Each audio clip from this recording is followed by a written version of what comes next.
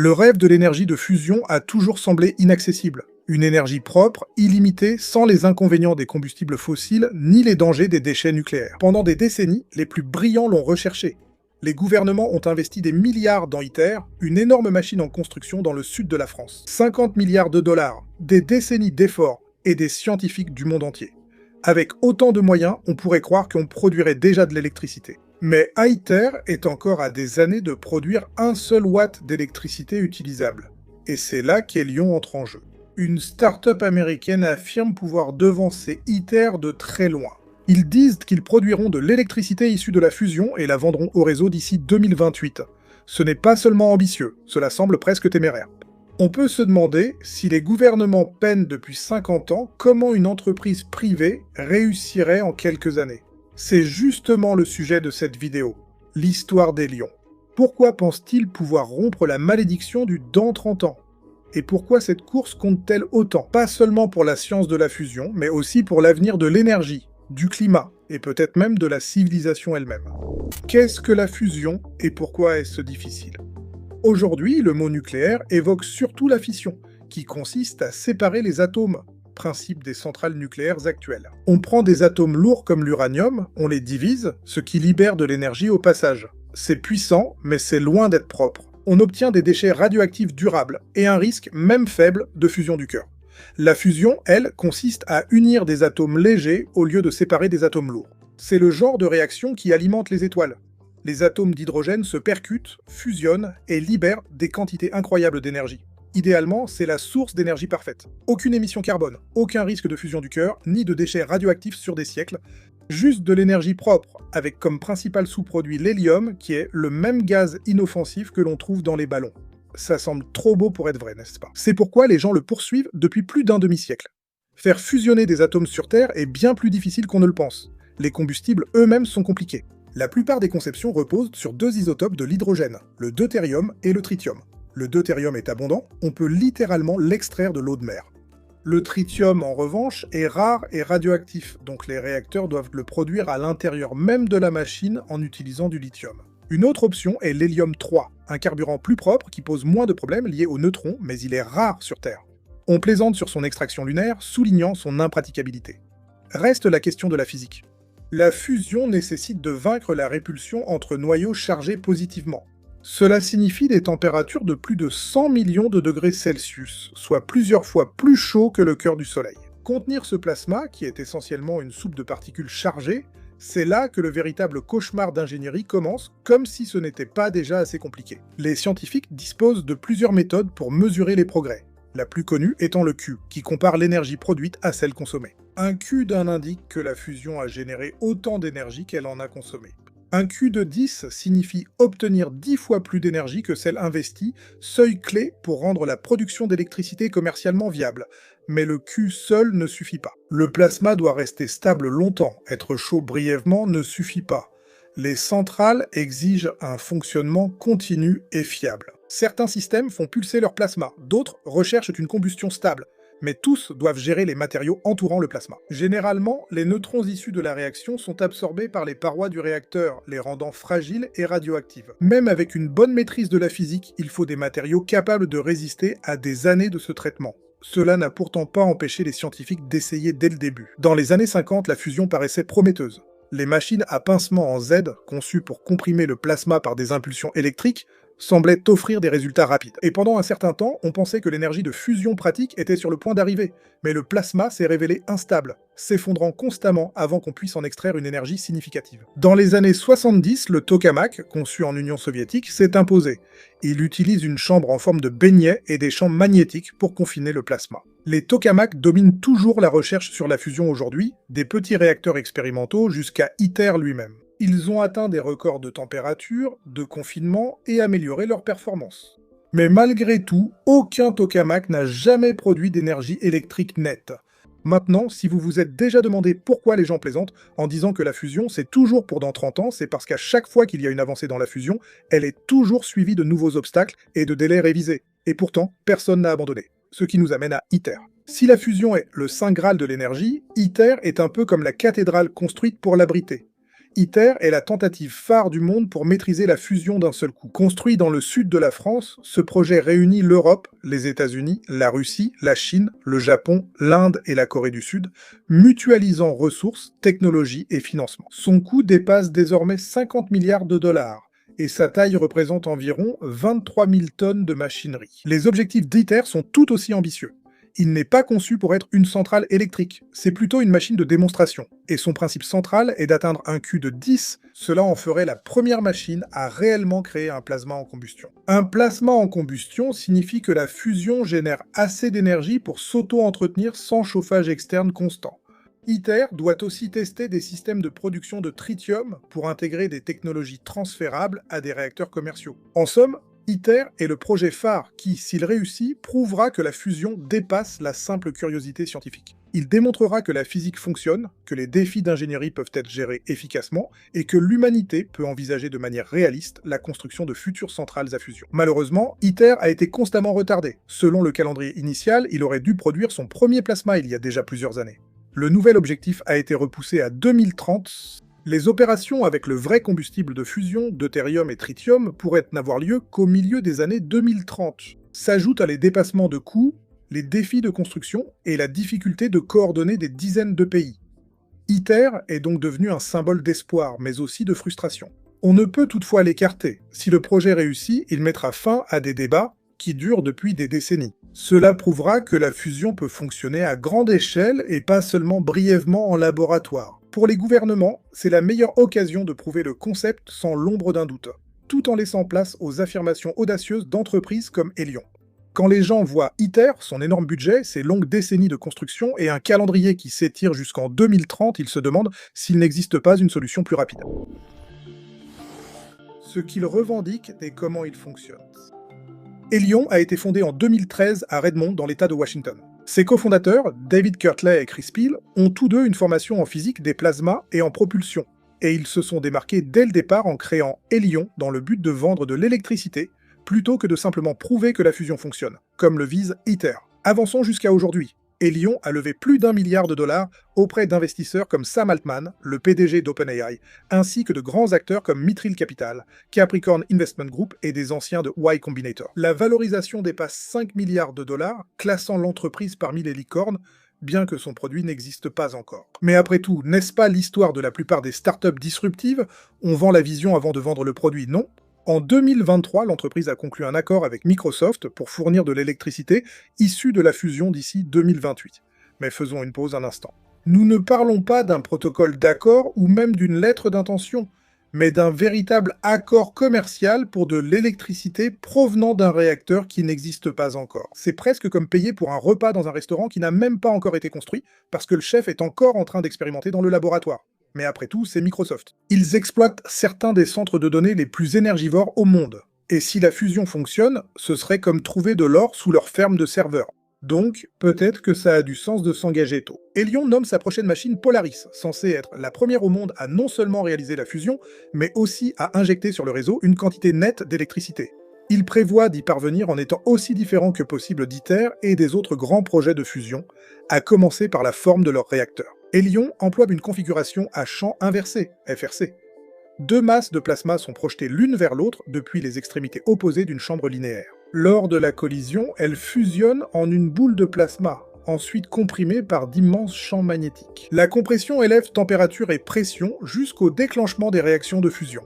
Leur choix de carburant est aussi atypique. Alors que ITER utilise un mélange de deutérium et de tritium, Elion vise un mélange de deutérium et d'hélium-3, et c'est vraiment hors du commun parce que, comme nous l'avons mentionné, l'hélium-3 est rare, et comme nous l'avons déjà dit, c'est assez peu pratique. Selon eux, l'hélium-3 est un meilleur choix puisqu'il produit moins de neutrons. Réduire les neutrons rend les parois du réacteur moins fragiles et radioactives, facilitant ainsi son entretien et réduisant les coûts. C'est un pari, mais si ça fonctionne, c'est une façon ingénieuse de contourner l'un des pires casse-têtes techniques de la fusion. La partie la plus fascinante dans tout cela, c'est qu'il prévoit de convertir directement l'énergie du plasma en électricité, sans passer par la méthode thermodynamique traditionnelle qui consiste à faire tourner des turbines et à chauffer de l'eau en vapeur. Si cela fonctionne, la fusion serait plus efficace. Mais beaucoup de physiciens rappellent que Elion n'a pas encore prouvé publiquement un gain net d'énergie avec ses machines. Ils ont construit et testé 7 prototypes, chacun plus puissant que le précédent, Mais aucun n'a atteint ce gain net d'énergie qu'ils recherchent. Obtenir des réactions de fusion comme l'a fait Hélion est une étape, mais les maintenir à grande échelle et en tirer de l'énergie utile en est une autre. L'entreprise reste cependant prometteuse. Sa valorisation atteint des milliards, et c'est l'une des rares startups privées de fusion à déjà compter un grand groupe déjà engagé comme client. Reste à savoir si nous voyons émerger le premier acteur commercial de la fusion, ou simplement un nouveau chapitre de promesses inaccessibles. Les défis et les risques de Hélion. Avant que qui que ce soit ne s'emballe trop avec les promesses de Hélion, faisons une petite pause pour un retour à la réalité, d'accord? La physique, l'ingénierie et les délais comportent bien plus d'incertitudes que ne le suggère le discours bien rodé de Hélion. Commençons par la physique, d'accord? Toute l'approche de Hélion repose sur les FRC. Imaginez un anneau de fumée de plasma, sauf qu'ici, un nuage de particules chargées à 100 millions de degrés tente de se déchirer lui-même, au lieu de flotter dans l'air. Le tour de Hélion consiste à former deux de ces plasmoïdes, à les percuter à grande vitesse, puis à les comprimer avec des champs magnétiques, jusqu'à ce que la fusion se produise. Ça semble élégant en théorie, mais quiconque a travaillé avec des plasmas sait qu'ils sont insaisissables, instables et imprévisibles, et les confiner, c'est comme essayer de retenir de la gelée avec des élastiques. Le tour d'Hélion, c'est qu'au lieu de stabiliser le plasma comme un tokamak, ils le lancent par courtes impulsions indépendantes, ce qui évite d'avoir à le maintenir stable pendant des minutes d'affilée. Cependant, cela présente aussi un autre défi. Chaque rafale doit fonctionner parfaitement. Si le plasma ne se comprime pas suffisamment, la réaction s'éteint avant de pouvoir produire de l'énergie utile. Et puis, il y a le carburant. Le grand atout de Hélion, c'est le hélium-3. C'est un isotope rare qui n'émet presque pas autant de neutrons nocifs que le mélange standard deutérium-tritium. C'est une bonne nouvelle si vous voulez un réacteur qui dure plus que quelques années avant que les parois ne commencent à s'effriter. Mais le hélium-3 est rare. L'approvisionnement utilisable vient surtout de la lente désintégration du tritium ou de faibles quantités dans le gaz naturel. Hélion affirme qu'ils peuvent générer de l'hélium-3 dans le réacteur lui-même comme réaction secondaire lorsque les atomes de deutérium fusionnent, mais cela reste encore à prouver à grande échelle. Ça ressemble à construire une voiture qui pourrait fonctionner avec un carburant qu'on vous promet que la voiture produira elle-même une fois en marche. Ça pourrait fonctionner en principe, mais il est facile de comprendre pourquoi les physiciens sont un peu sceptiques à ce sujet. Et puis, il y a le système pulsé lui-même. Les réacteurs continus comme ITER visent une combustion stable, un peu comme entretenir un feu de camp. Hélion, en revanche, fonctionne par impulsion, comme un moteur de voiture, mais avec des enjeux bien plus importants. Cela signifie qu'il faut une synchronisation précise, des condensateurs haute puissance capables de décharger de l'énergie en quelques microsecondes, et des composants électroniques capables de résister à de telles contraintes. Combien de temps ces composants vont-ils durer? Personne ne le sait.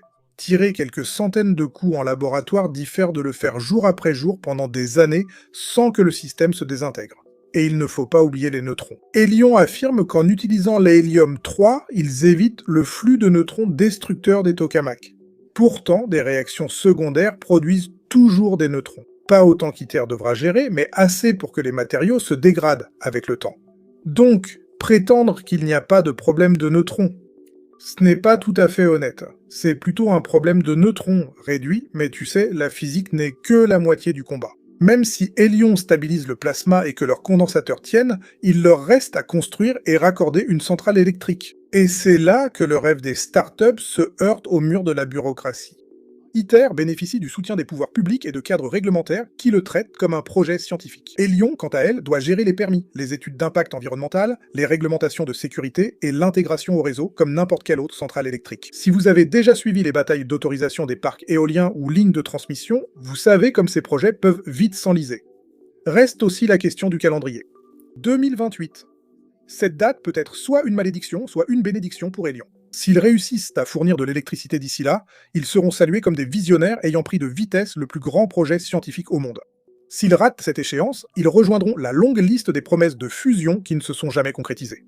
Les experts estiment que l'entreprise d'Hélion est risquée, agressive et ambitieuse à l'excès, voire absurde, et ils n'ont pas tout à fait tort.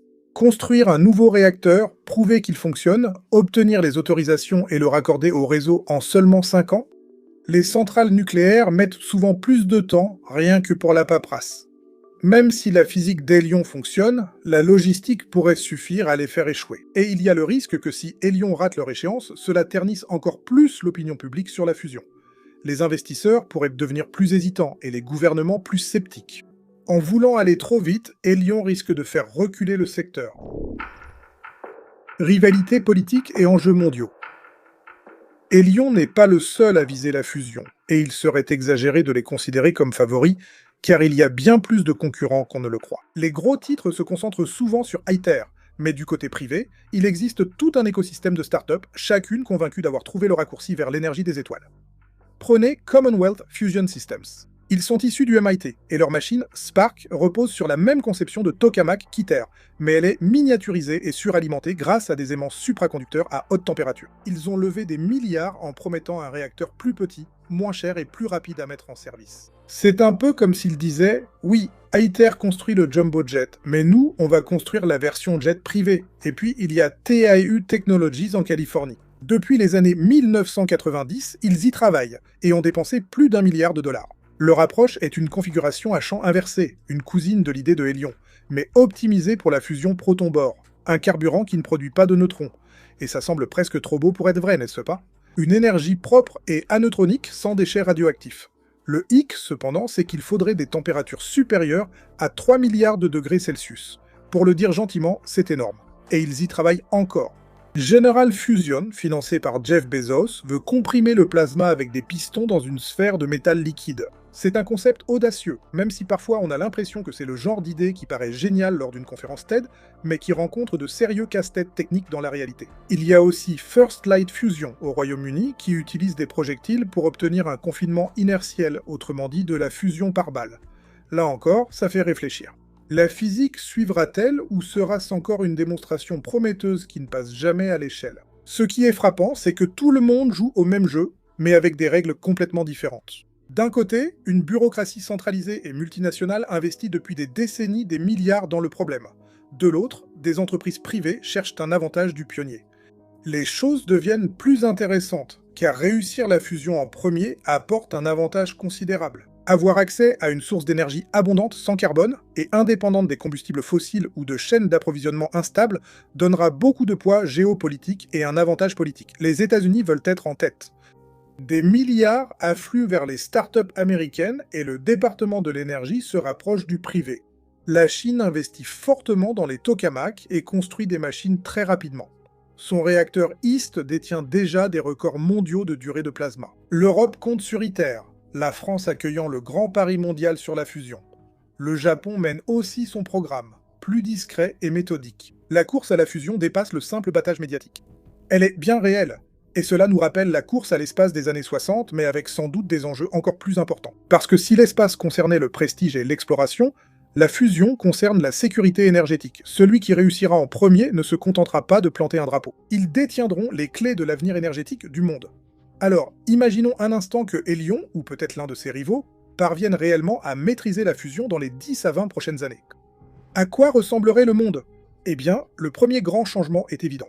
Le climat. Si la fusion devient une véritable source d'électricité de base, l'équation carbone changerait du jour au lendemain. Il n'y aurait pas de déchets radioactifs à longue durée de vie, aucun risque de fusion du cœur et aucune inquiétude concernant l'enrichissement de l'uranium. Nous aurions de l'électricité propre et stable sans les problèmes qui ont rendu Tchernobyl et Fukushima célèbres. On peut aussi s'interroger sur l'avenir des États pétroliers. Pour l'Arabie Saoudite, la Russie ou tout pays dépendant des hydrocarbures, la fusion est une menace existentielle. Les marchés pétroliers sont affectés lorsque les ventes de véhicules électriques augmentent de seulement quelques points de pourcentage. Imaginez ce qui se passerait lorsqu'une ville pourrait simplement appuyer sur un interrupteur et obtenir toute l'énergie dont elle a besoin grâce à une centrale à fusion compacte. Cela marquerait le début d'un effondrement et d'un basculement total des rapports de force. Celui qui possède brevets, chaînes d'approvisionnement et production ne vendrait pas que des centrales, mais aussi la souveraineté, car qui contrôle les exportations de fusion contrôle l'avenir de l'énergie. Cela s'est déjà vu avec les semi-conducteurs. Regardez à quel point Taïwan a du poids sur l'économie mondiale grâce à TSMC. Imaginez maintenant la même chose, mais pour l'énergie qui alimente chaque maison, chaque centre de données et chaque usine. Et parlons économie un instant. Si l'énergie devient très bon marché et presque illimitée, quels secteurs en bénéficieront? L'intelligence artificielle semble la plus évidente. Les centres de données consomment déjà énormément d'électricité, poussant des États entiers à repenser leur réseau électrique pour héberger les fermes de serveurs. La fusion pourrait résoudre ce problème. C'est aussi le cas pour l'acier, l'aluminium et le ciment, industries très difficiles à décarboner, que la fusion rendrait propre. Il y a aussi un aspect humain. Qu'en est-il des régions du monde encore mal desservies en électricité? Des villages sans électricité fiable, des hôpitaux qui fonctionnent avec des générateurs diesel. Si la fusion est assez modulaire et compacte pour installer des réacteurs partout, même dans des communautés isolées, sur des sites miniers ou des navires, alors Pour la première fois dans l'histoire, l'énergie abondante ne dépendrait plus de votre lieu de naissance ni de la capacité de votre gouvernement à construire une centrale électrique. Cela va être révolutionnaire. Et puis, il y a les retombées. Chaque fois que nous poursuivons un objectif ambitieux, nous obtenons souvent des avantages inattendus. La conquête spatiale a permis le GPS, les communications par satellite et d'autres progrès. Le projet Manhattan, aussi destructeur qu'il ait été, a aussi mené à la médecine nucléaire et à l'informatique moderne. La fusion stimule déjà les progrès des condensateurs, supraconducteurs, physique des plasmas et commutation à l'état solide. En réalité, même sans réacteur commercial, ces technologies se diffuseront dans d'autres secteurs. Et si nous réussissons, les retombées pourraient égaler celles d'Internet. Bien sûr, le succès de la fusion transformerait aussi l'industrie financière. Si Elion ou une autre start-up franchit la ligne d'arrivée en premier, on peut s'attendre à un boom d'investissement comme on n'en a jamais vu. Des milliers de milliards afflueraient, presque du jour au lendemain. Les gouvernements, sceptiques, subventionneraient, réglementeraient, puis militariseraient la technologie. C'est la partie inquiétante. Une telle révolution énergétique rendrait le monde plus propre, mais accentuerait aussi les rivalités. Celui qui maîtrisera la fusion voudra rarement la partager. Dans le réel, énergie illimitée rime avec pouvoir sans limite. Les États-Unis remettraient-ils vraiment les clés d'un réacteur opérationnel à tous les pays? Et la Chine? Les centrales à fusion pourraient-elles devenir des atouts dans une nouvelle guerre froide? Oui, si Elion réussit, ce sera le début de quelque chose d'extraordinaire, une solution climatique, un redémarrage économique, peut-être un premier pas vers un avenir multiplanétaire. Mais cela signifie aussi réécrire les règles du pouvoir politique, industriel et militaire. Verdict et points à surveiller. Alors après tout ça, où en sommes-nous? Elion va-t-il vraiment alimenter un centre de données Microsoft d'ici 2028 ou est-ce simplement un nouvel épisode dans la longue série des « La fusion, c'est pour bientôt » ? Pour être honnête, la vérité se trouve sans doute entre les deux. D'un côté, Elion n'a pas fait que parler, ils ont levé plus d'1 milliard de dollars.